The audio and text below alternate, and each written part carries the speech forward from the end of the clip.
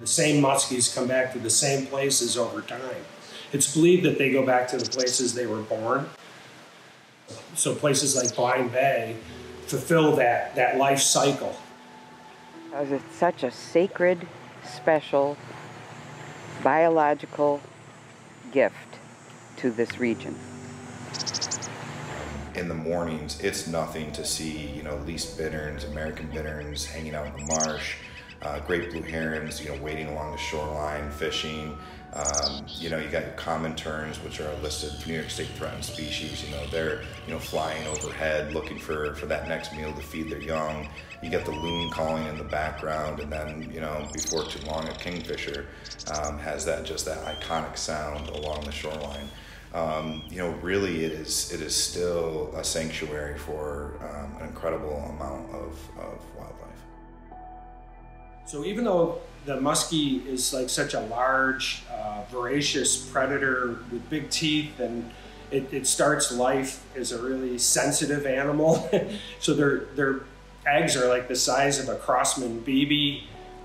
They don't build a nest, they're broadcast spawners, so they produce a lot of eggs and they distribute them around. And then that egg is what we call demersal. It sinks to the bottom and it's at the mercy of the environment at that point. It has a yolk that it absorbs that it got from its mother. And they don't go that way. You release a bunch of small muskies, they don't go that way, they go that way. They go right into the marsh and they stay in that bog, and it's a big nursery. They're just fascinating animals. They become predators early in life. We lose a sight, these muskies are unable to complete their life cycle.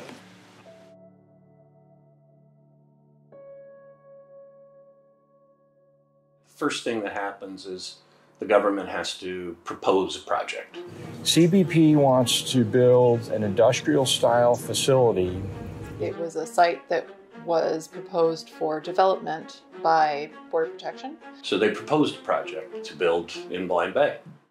As we learned more and more about it, it was a pretty large facility. Upwards of 50,000 square foot of industrial facility. There would be dog kennels. Impermeable surfaces for up to 100, 125 vehicles. There was going to be a lot of light pollution. They do what's called a FONSI, and this isn't, happy days. It's finding of no significant impact. And that's what they came out with initially, which was absurd. It's an environmentally sensitive area. There are 52 different species, aquatic species, that use that particular stretch of the river. Blind Bay wetland is one of the few high-quality wetland environments that still exist along the mainland. You know about the light problem at the border now. You should take a hard look at what we already have. CBP just built a $250 million facility that's empty. We already see in TI Park the glow from the border station. From humans down to the tiniest zooplankton is affected by light. Breeding is affected.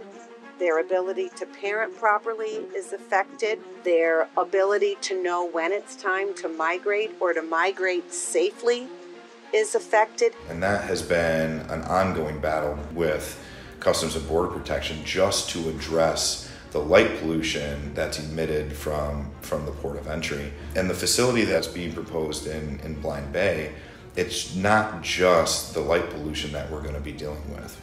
In order to get the boats that CBP plans to use in this area in and out of here, they're going to have to come in and dredge or suck out the river bottom. When it's done in a high-quality coastal wetland environment, it kind of removes native sediments where invertebrates live, resting eggs of zooplankton, all the propagules that contribute to the development of native aquatic vegetation. And it can cause what I would describe as a redistribution of legacy toxins. The typical ones that we hear of are mercury and PCB. And other aspects of the ecosystem are disturbed at a pretty extreme extent. It changes the depth gradient, so you don't get that natural sloping transition that you would normally see in a wetland.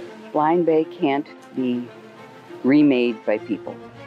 We can't convince muskies that is a spawning spot after you've dredged where they spawn. You start messing with the nursery and you mess with the adults, and you mess with the adults, and you mess with the fishery. If you look at dollar per dollar, the revenue that having that moniker nationally brings to the entire St. Lawrence River Basin, you're taking an actual double-digit percentage of what people come up here looking for right off the table. Why would you harm this beautiful place?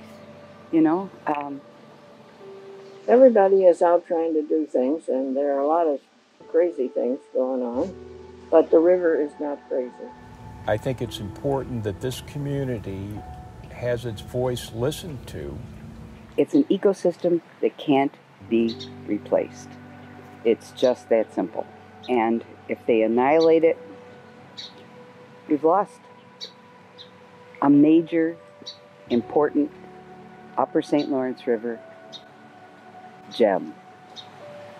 But there's something beyond the numbers. There's the thing that just, you know, the thing that strikes you that you're not being a good steward of the river.